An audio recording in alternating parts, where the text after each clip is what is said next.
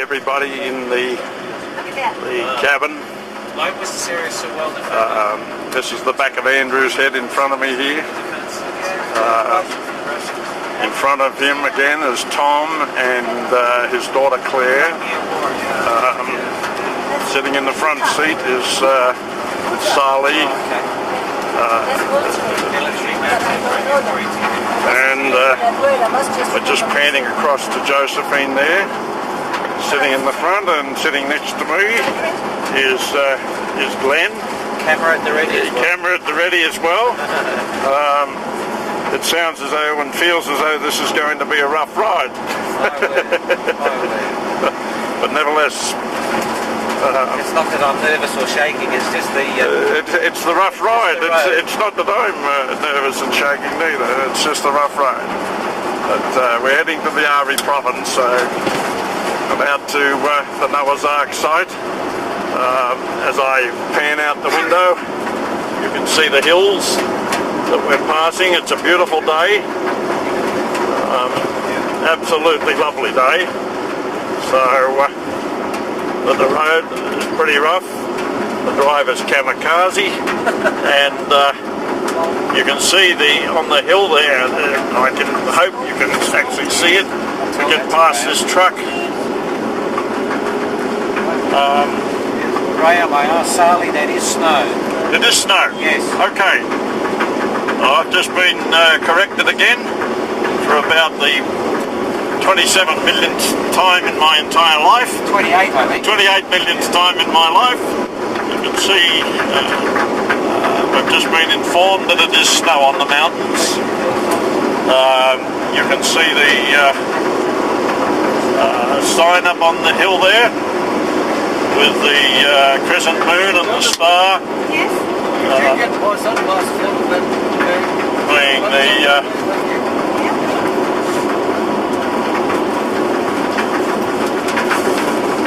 the symbol of Turkey. It's on the flag of Turkey.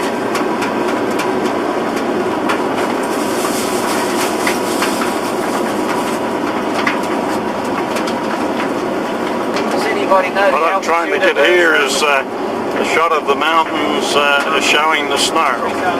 There is snow up there. It's the start of their summer here, but there's snow up there on the mountains, as you can see, as we travel along the road to Ari province. 6,000, so snow up there. We've got another few thousand there.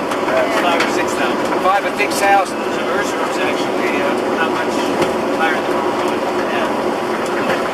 If I can keep the camera still. Climb up to the mountains like that. Is that 5 or 6,000 meters? Go up to about... almost impossible to keep this camera still. Yeah, can't. It's almost hopeless. You can't get a shot of anything.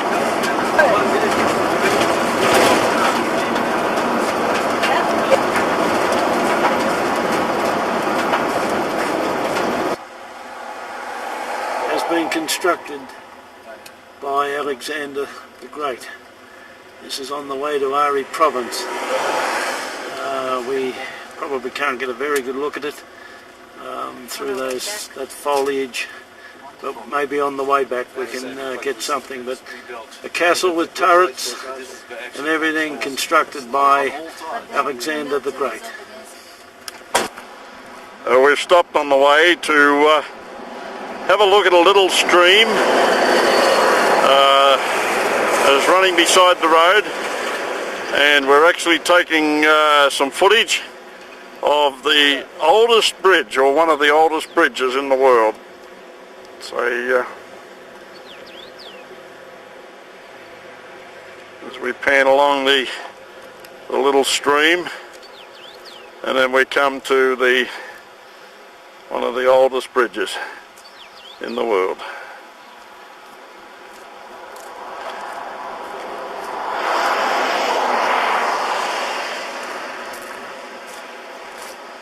Yeah.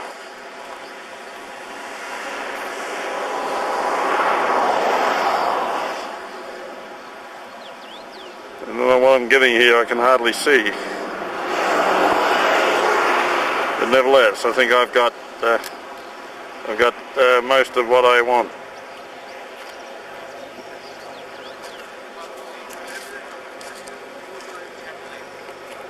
That's pretty good, thank you. Yeah. Just want to make sure I get... Yeah, Tom has just told us via Sali, I would imagine, that this is a Mongolian bridge. That's better, we backed off. It's a Mongolian bridge. We are really looking at history here. 120 meters length. 120 meters in length, Sali tells me. 30 meters high. 30 meters high. Sally, do you think there was a guardhouse there with the... This bridge is at the same time as hotel. It was a hotel. The leg inside is there are rooms for the passenger Uh-huh. and animals, you know. Right, this was a hotel. What we're looking at here, folks, is our own history. Because the whole civilization post-flood started in this area. We're looking at our history, our own history. There is our driver, and so what we're looking at is that was a hotel. The people stayed inside the inside the structure. Isn't that beautiful? What we're looking at here is a typical village in Turkey, up in the mountainous region. It's just typical. Little mud huts and stucco huts.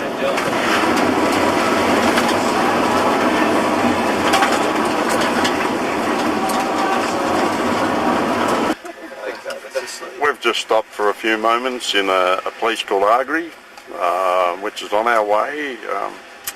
Sali has to visit the police headquarters, which you can see over Glenn's head and shoulder. And you'll see a police van waiting there. In fact, there are 2 police vehicles waiting here. This is virtually a checkpoint. That's the police headquarters, and Sali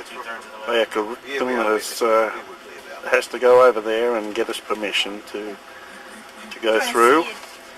We've passed through two checkpoints before this. One, probably 60 or 70 kilometres back, was a police checkpoint, and the second one, not very far from there, another 10 kilometres on perhaps, was an army headquarters or an army checkpoint with armed army personnel there. For a while we had an anxious moment when they took the driver away, but nevertheless he came back after having, we believe, paid them some money to help us to continue our journey. So we're here now and in Agri. From here we go on to Judaeo-Christian and then out to the site. Jonathan's showing people where we are on the map right now. He's next to Josephine, whose head you can see there. You can see the back of Jonathan's head. Perhaps that's perhaps his best profile. And there's the back of Tom's head, of course. We can't see. Yeah, thanks, Tom, for identification. We can't see the lovely Claire. She's sitting beside her father. She just popped her head up over the top of the seat. Okay, we got to look at the locks. And that's Claire, where the locks are. Yeah. Claire with a flare. And this is just one. And this man on my left-hand side is just I'm going to give this section to Hassan. about a quarter of an hour ago or so. He's just finished talking to his beautiful wife Suzanne on the cell phone. There's Glenn Koopman, and he was talking to his wife Suzanne just 15 minutes ago on the cell phone. We're sitting up on top of the world in eastern Turkey, and he's speaking to a lovely lady 17,000 kilometres away. Privilege and joy. And the wonders of modern technology. We're going to stay.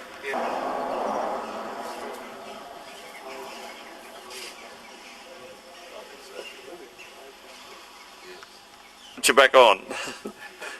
Stretch it. Stretch. Thank you. Thank you. Oh, you're a born actor, Sally.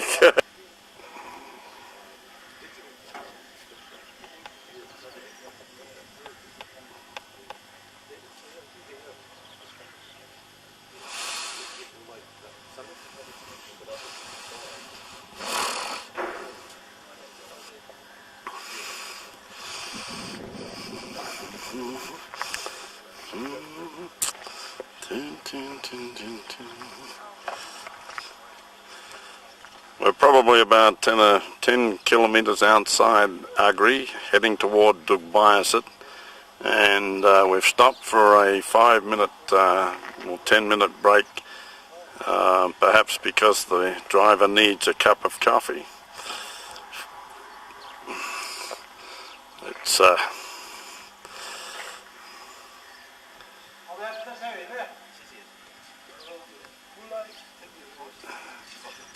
little petrol station, as you can see.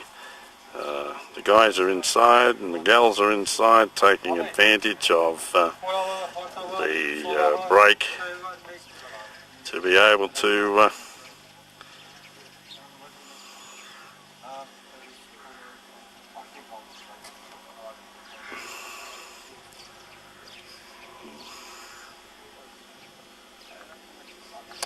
the surrounding hills.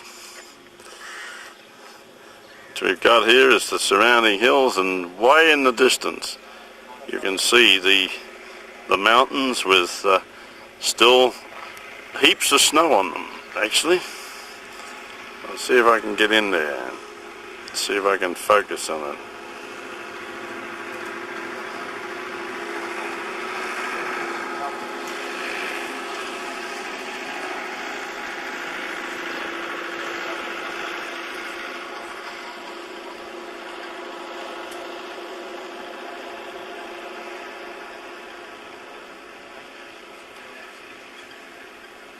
It's as close as I can come.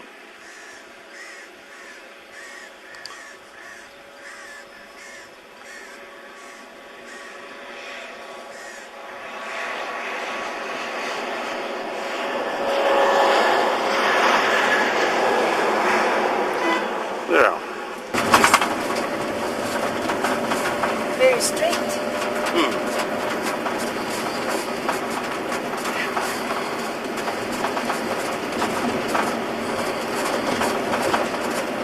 Hard to get a shot, but nevertheless, so it's there.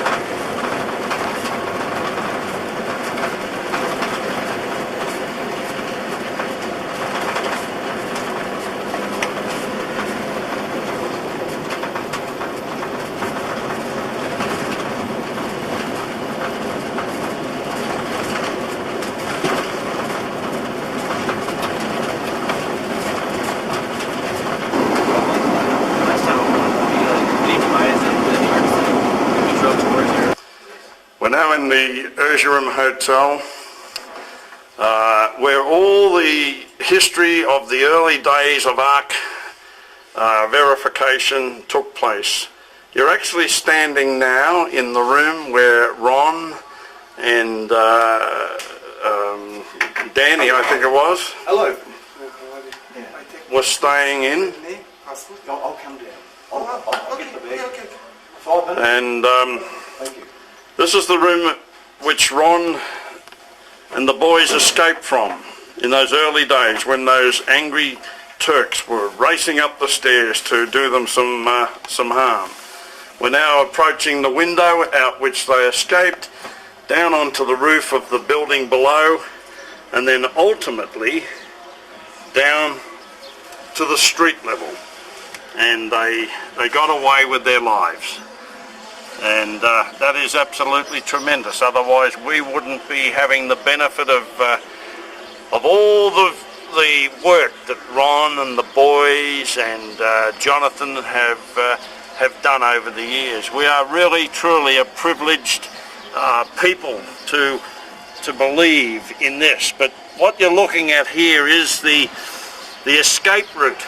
This is the escape route which Danny, Ronnie and Ron Senior took to get away from people who were hell-bent on giving them some trouble. So that's what you're looking at. We're looking at the back door, the escape route of the Erzurum, from the Erzurum Hotel. You would not believe the city of Dubai. Wow. They tell me that it is growing by the second. Well, this is our first view. Yep. Ladies and gentlemen, we have come 18,000 kilometres just to do this.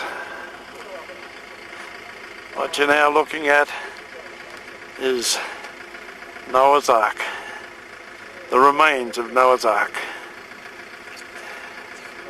Wow, that is something.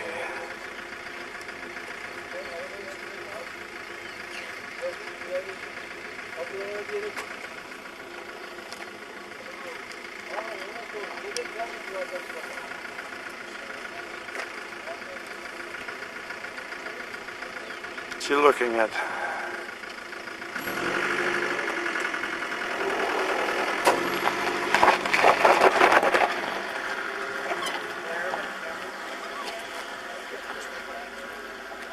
We'll get some more shots from up the top of the hill. There's the surrounding countryside.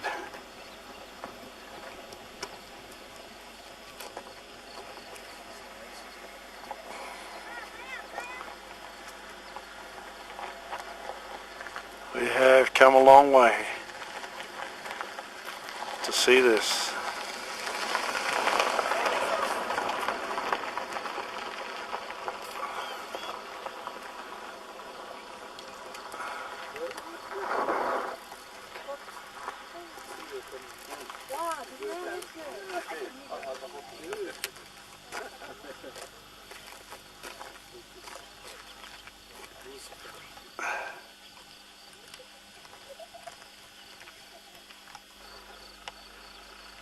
What we're looking at now is the visitor center, the viewing platform. This has been some climb,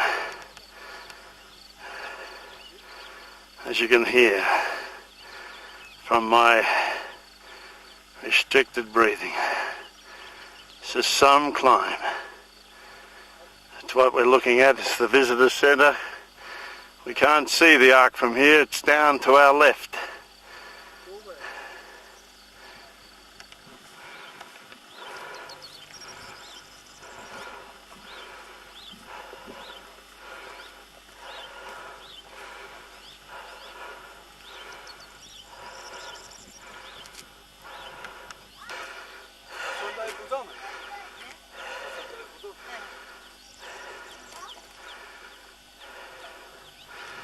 You can see the weathering of 3 or 4 winters and summers on the back of the visitor centre. It's weathered.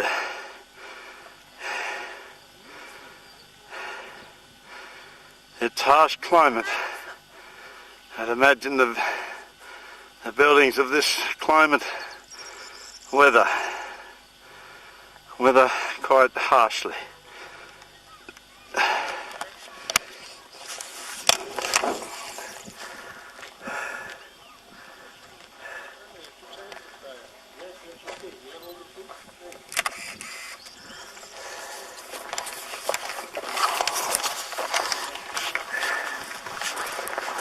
That's the road we come from. Yeah.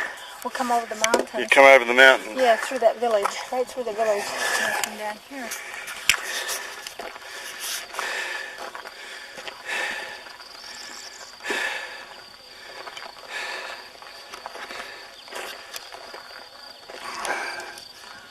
See the ribs down below? Yeah. There's mine. It's what? See the ribs down below is showing. Yeah, I can see it. Yeah, you focus on that one. Yeah.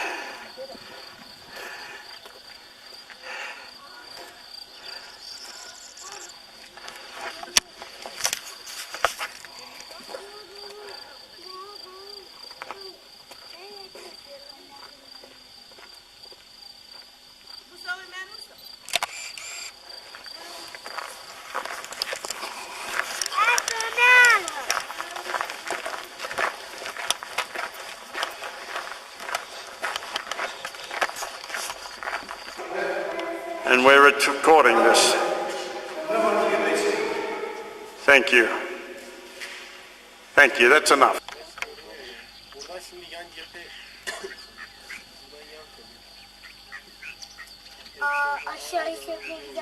What we're looking at here is a collection of houses up on top, just above the remains of Noah's Ark. What a view these people have got. They can look down on this magnificent structure every day. Isn't that beautiful? Oh, what the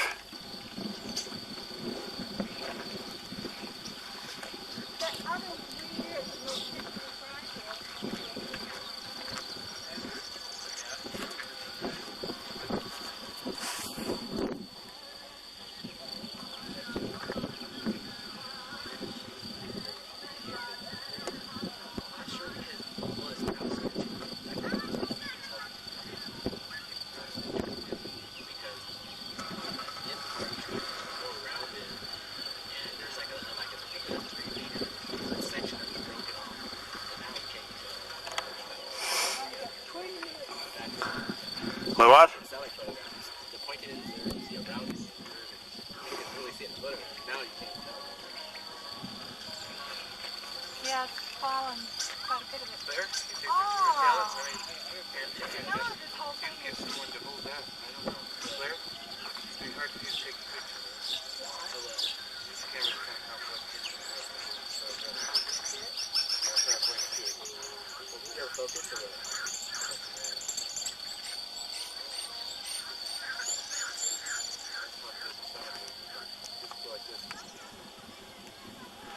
What we're looking at is the aft end of the ship,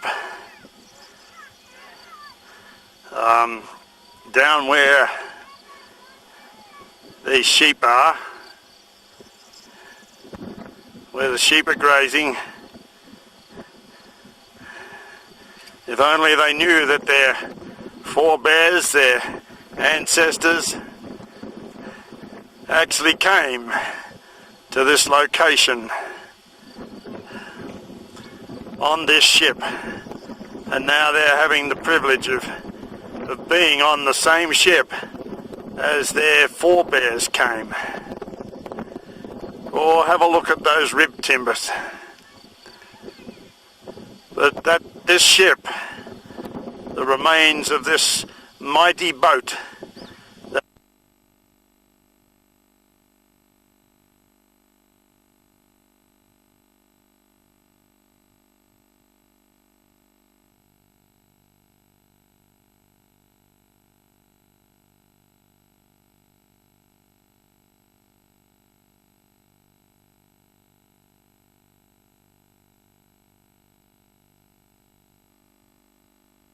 particular structure. I'll speak more on this later.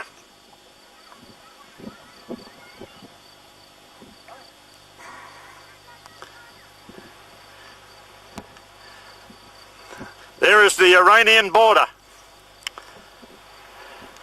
where that escarpment is. That is the Iranian border, just on the other side of that. We're going into the escarpment. We will be up there on the 23rd of June. We will be going here. I have seen this panorama many times on video film, but there is nothing that can replace, nothing I say that can replace this visit. Not a thing. Praise God that he gave me the opportunity, and Glenn, to come over here. There's the saddle.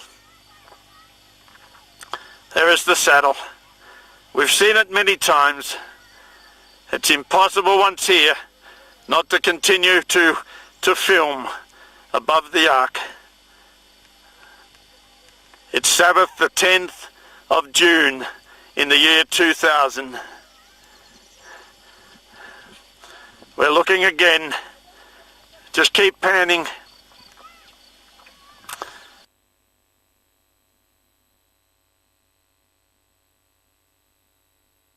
Village, just a small village, which is just above the site of Noah's Ark. Here we come. Here's this village, just a little village, which is just above the site of Noah's Ark. And as we continue to pan, we'll come back to the visitor center, which incidentally has, they've been putting new tables in there. There is work going on here. Do not believe people who say that there is no work going on here. The government are actually still working here. And there is evidence of that. Not a great deal at this stage, but evidence nonetheless that the government still have an interest in this, more than an interest, because they are actually continuing the work. And there's the visitor center again. I'll back off so that we can see it. There is the visitor center coming into view now, just above this magnificent structure. And keep panning around, and just down to the right. Around to the right. We've come actually a full circle. And as we come past the visitor center and we have a look down the spur line, down into the valley, and once again we see the sentinel of Aridah, covered in a hood, but I hope to be able to get a shot of her without that hood tomorrow morning. We are now down closer to the formation, closer to the structure, and you can get a better idea as to how the rib timbers are weathering. We're going to walk on this structure, and you can see the rib timbers. You can see more along, they just haven't been scraped off. But there are more right along the side of this magnificent structure.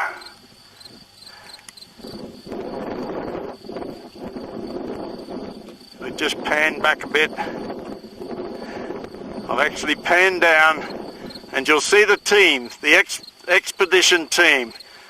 We're just entering into a fault line, and it's this fault line which continues on up the mountain that Sali tells us that the ark came down on, and it got to this point where the fault line narrowed and the lava being liquid went on, and the ship being wooden and a large structure couldn't go any further, and at the same time it was impaled upon the rock, and that stopped it from going further down into the valley. You see Josephine there on the right, Sali following her, Jonathan, Tom, Andrew and Claire, all heading up the hill. And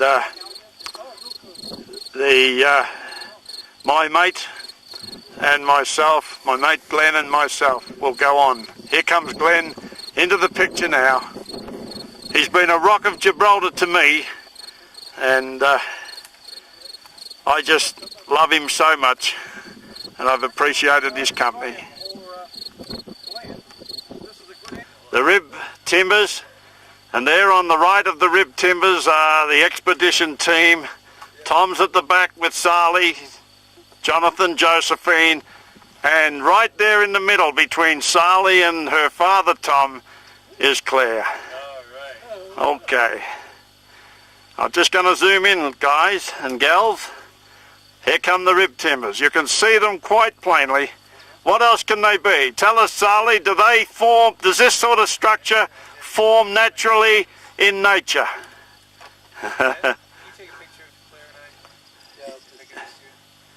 Yeah. There we go. Right now at 5:20 in Turkey on Sabbath the 10th of June in the year of our Lord 2000.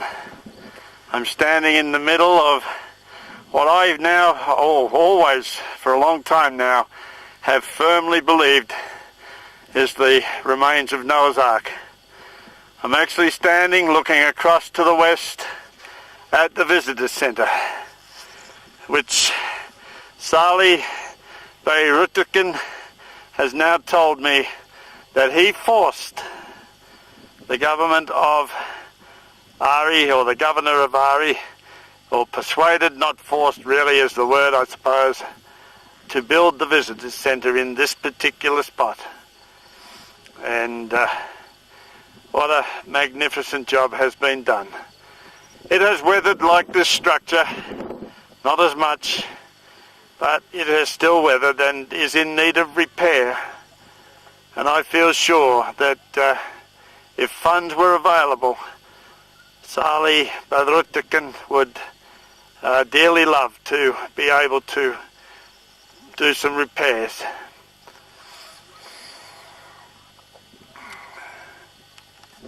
That has impaled this boat in the side.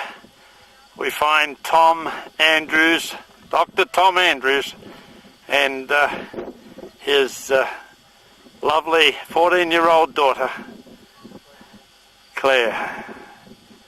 We're fanning in on those two folk now from the United States of America, firm believers that this is the final resting place of the Ark of Salvation.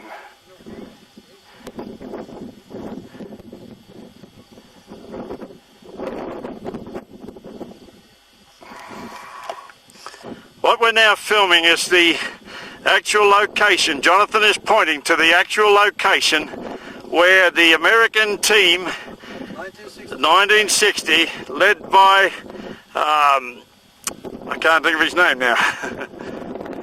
Okay, Jonathan is pointing, I'm panning in. That is the actual location where they placed the dynamite and blew a hole in the side and firmly declared that this was of no archaeological significance. What a scientific experiment that was. Thank you, Jonathan.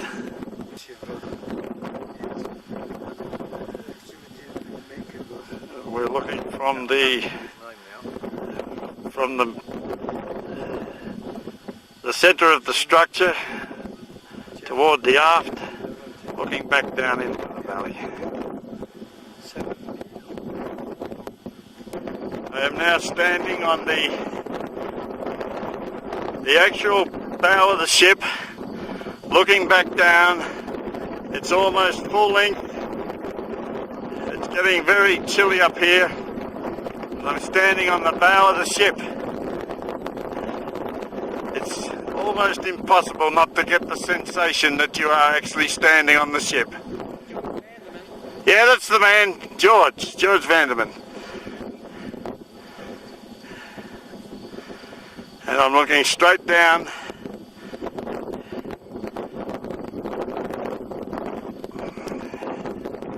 straight down the ship, down into the aft end of the ship, which is weathering quite badly. It's eroding quite badly, which is unfortunate. Oh, please come quickly, Lord Jesus. But let us win some hearts and some souls with the information about this and the other discoveries. And now it's almost impossible not to get the feeling that you are standing on a ship. The remains of a ship anyhow.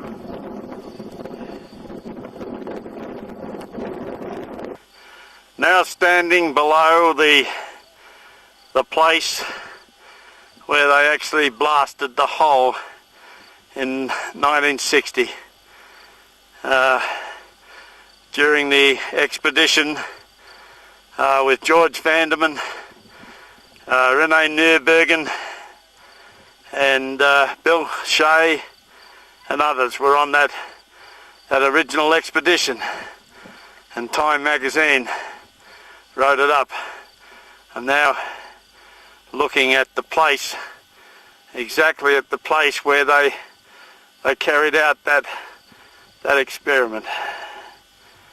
Such a great scientific experiment that they carried out. What Claire is holding here is a marine fossil, some sort of, I would imagine, crustacean that Sally found just a little while ago, and he gave it to her for safekeeping, and I'm sure that she will look after it. She will tell her mother and her siblings that this was found on Noah's Ark. Thank you, Claire. Sure, I haven't looked, but yeah, I'm sure. Yeah.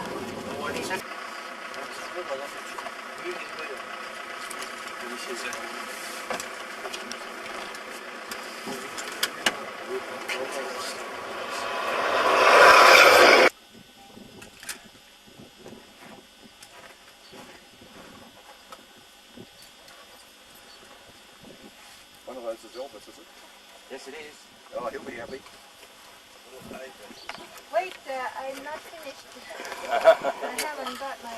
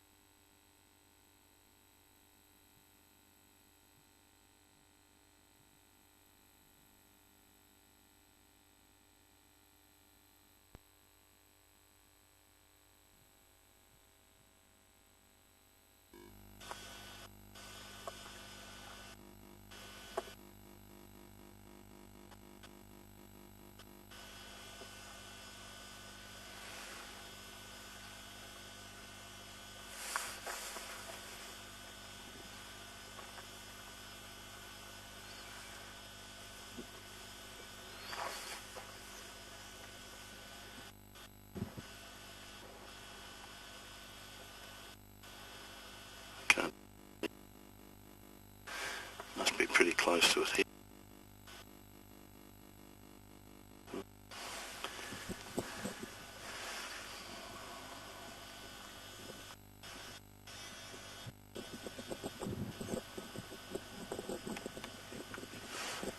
Now I can see it.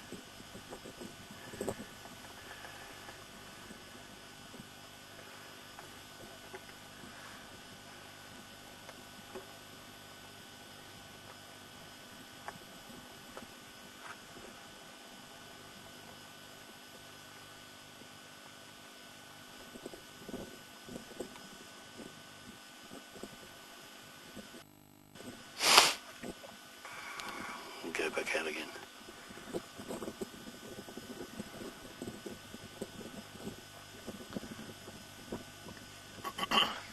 You might could do narration the other way around. Like it's... Yeah.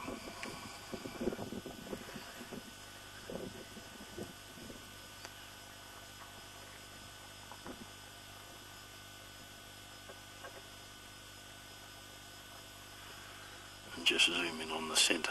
Yeah. And I'll come back.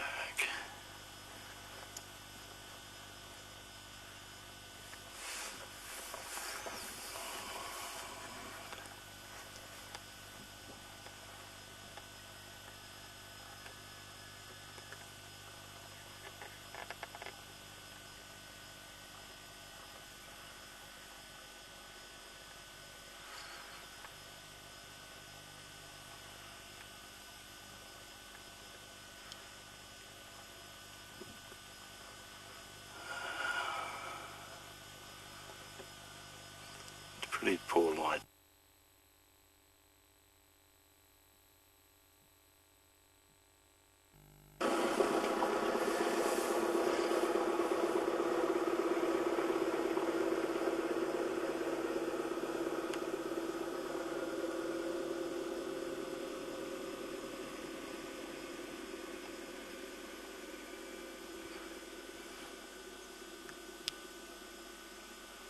I don't think we need to get in any closer than that. Sure.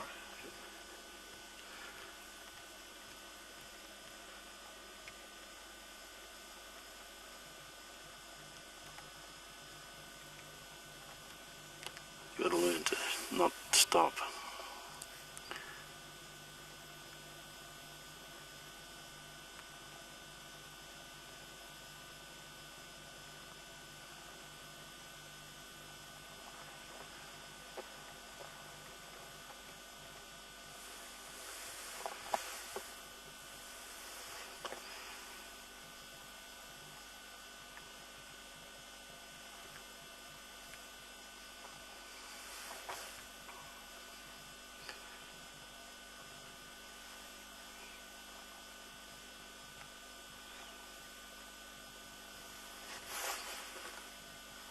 So I missed it.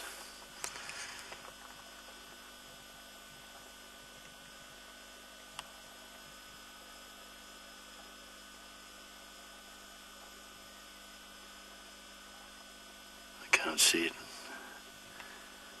I don't think I'm on it. I missed it, I think. Not too sure what happened there. I'll have to do it again. Try again.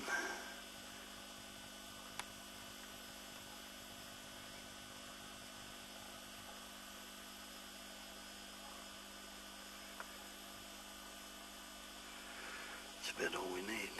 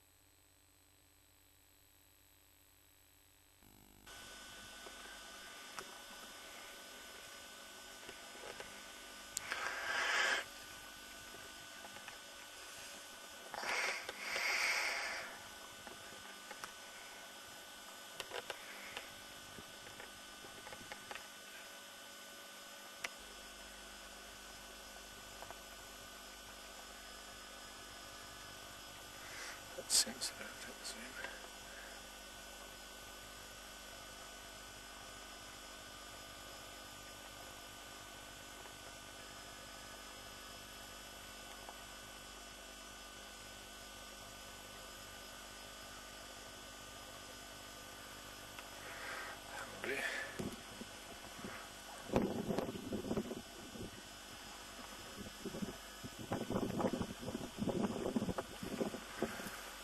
It's fully stiff there. Yeah, I found it difficult. Try that again. Okay.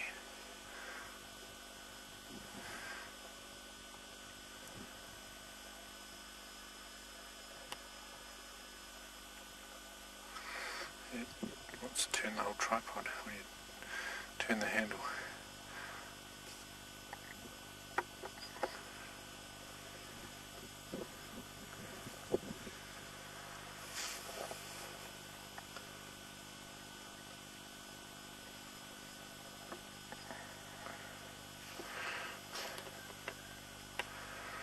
Get a shot from there.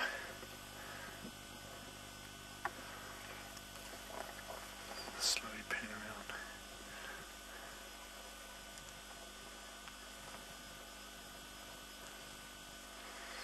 There, good.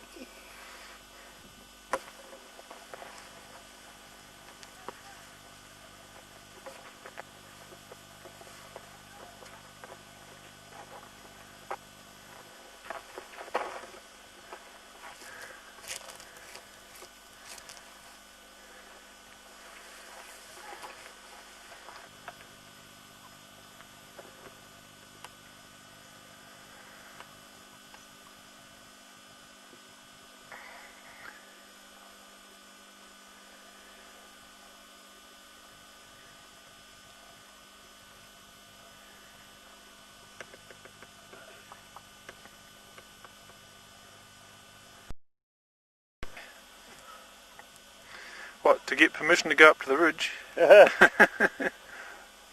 least it's cool. It is. Say cheese. So, you guys came down through the mud flow. Yep. What did you think? Well, It's mud flow. No, we came down through the mud flow and we just had a look down there for a few interesting items. We took a couple of shots on the video from, from different angles. Yeah. And so that we can pick out the best for the promotional video. Did you find anything like inscriptions or anything? No. Let me take you up here and show you the remnants of this rivet we've been looking at. oh yes, please. Have you seen it? It'll be the same one that we photographed in July. Okay, all right. I would You've imagine. already seen it. If you're heading the right way. Yes, over here on this corner. I was just On going this to side, though. take It's just about gone now. when we Okay. pick you up from the bottom, we ask you, can you do it again? We missed that. Okay. What we have here, What? Wait a minute. You got what? well, what we have here are the remains of a rivet, but there have been two here. You can see this is the rivet here, its core, and the other one had been here, but it's been broken out at some stage. But you can quite obviously see the remains of rust marks. You can actually see the rust marks. But that's quite obviously the remains of a rivet. And as Ron Wyatt said, there are literally thousands of these on this formation. Pointing out that somewhere in this area we thought we would sink a shaft. Yeah, we're within about, what, 30, 40 meters of the front of the boat. Front of the boat, yeah. Have enough room for them to move. You don't want them going down like this. So that was It's at least 5 or 6 feet in diameter, a couple of Yeah. meters. my recollection is that was that. And then, having gone down, then it can be explored on the side. Yes. Given enough, like you go down maybe 4, 5, 6, 10 feet, that gives you enough stability in your lateral earth Right. to maybe go sideways. Yeah, exactly. And actually not go in, not crawl in, but view in. Now this would be, an excavation of this type would be pretty easy to protect. Oh, yes. Oh yes. You would simply have to put a border here to protect runoff Yeah. from going into it, and then just a little dome over the top. You would put a canopy over the top of it. Yeah, Yep. And at some stage you may be able to fill it in. You know what I mean? sure. But that's my recollection of his diagram. It would have to be shored up, sorry, not shorn. But shored up, it would have to be shored up and go down from there. I don't know, it just seems to defy anybody getting a grasp on it. If you know what I mean. We sink that shaft. That would be the biggest step that's ever been taken. Yeah, Basically, what you're talking about is a 2-meter core drill. that's Yeah. true. That's true. 2-meter diameter core drill.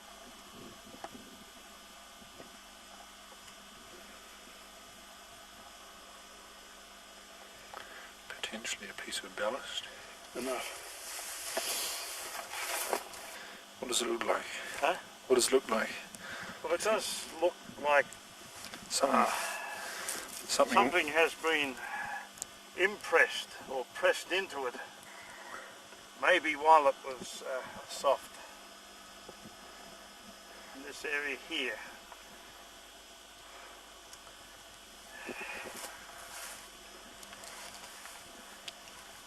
It has flat surfaces.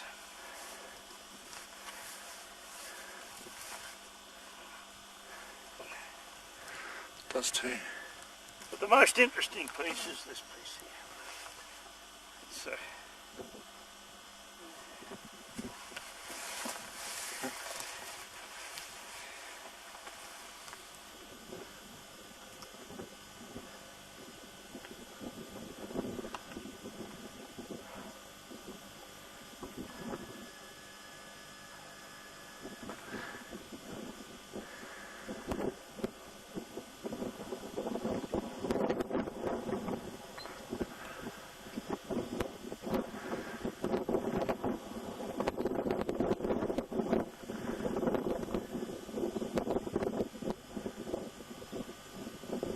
see where that piece has fallen out, Yes.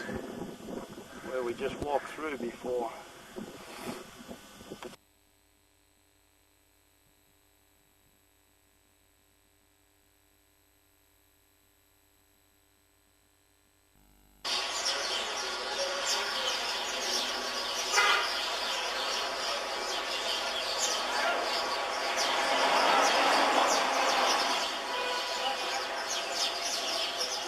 Wow, there's the ark.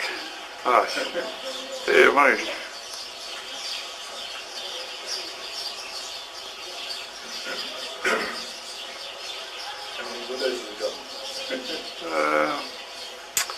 I think I'll just count them. Looks to me to be about 24.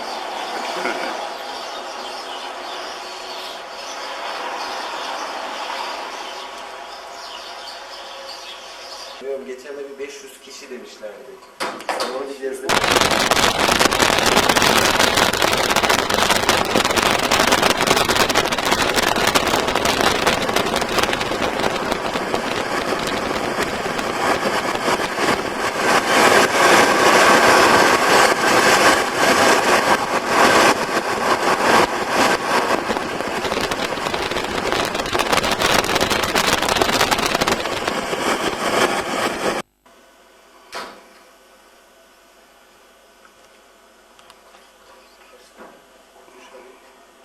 Asgari işareti, inşaat firması.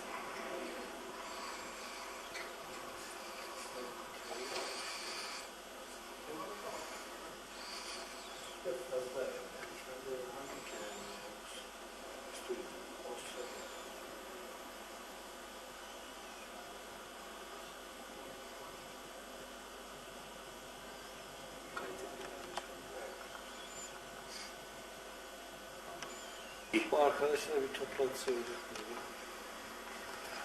Ben bunları geçen gezdirdim. Bana kapasiteyi sordular. Kapasiteyi anlattım. 500 kişi alır mı dediler. Aralarını açıkladılar. Tabii öbür bölümümüzü bana verdiler. Orası 350. 350 milyon şu an bir kapasiteye sahip. Ama şu köşe bölümlerden tamamıyla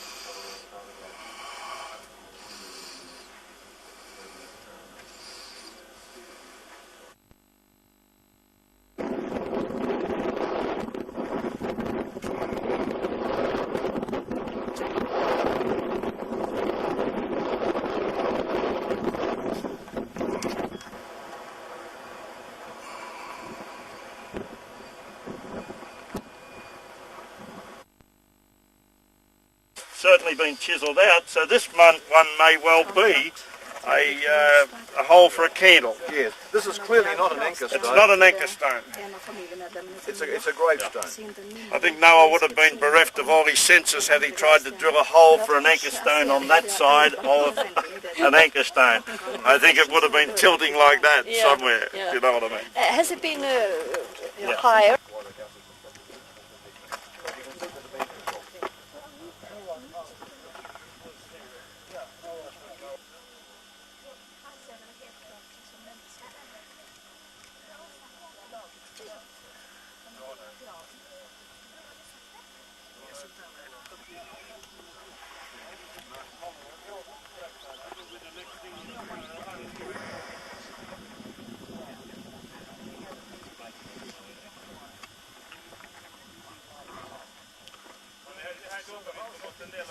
One right here. I would imagine this was probably sitting somewhere back here. And just got pushed over. It's been rolled over. It's like the original shape. Yeah.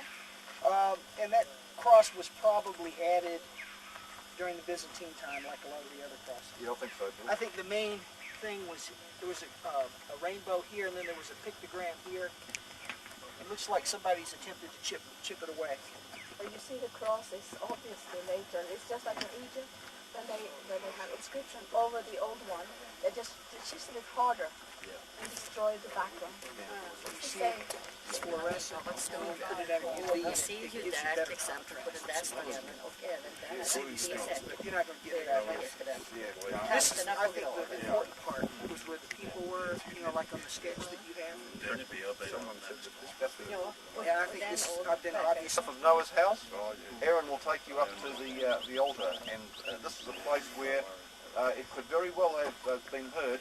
Up there, a voice can be heard right through here. And if Noah, the old patriarch, is calling people together for sacrifice on occasions, the whole family area could have been filled with people, and he could have preached to them, and their sacrifice could have been done. That's the place of sacrifice up there, and Aaron will take you up there now. Yeah, thank you. Det här är...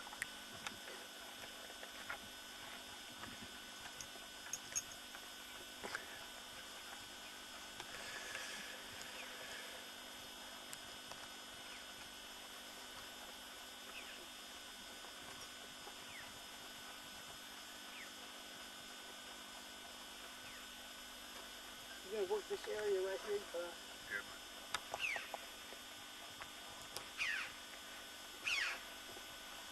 Hold on.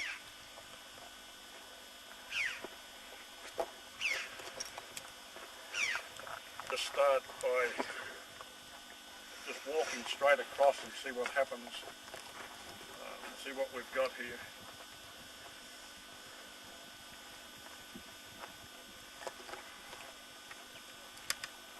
As I continually say, the only thing that the operator can do is make sure that these rods are as parallel as possible to the ground, probably sloping just a little bit forward, down toward the ground, and about this distance apart. That's all the operator can do. If I just keep walking, we'll see what transpires. This is set for 32 hertz, which is the frequency I'm told for human bone. 32 hertz. 32 hertz. Very low frequency. Very low frequency.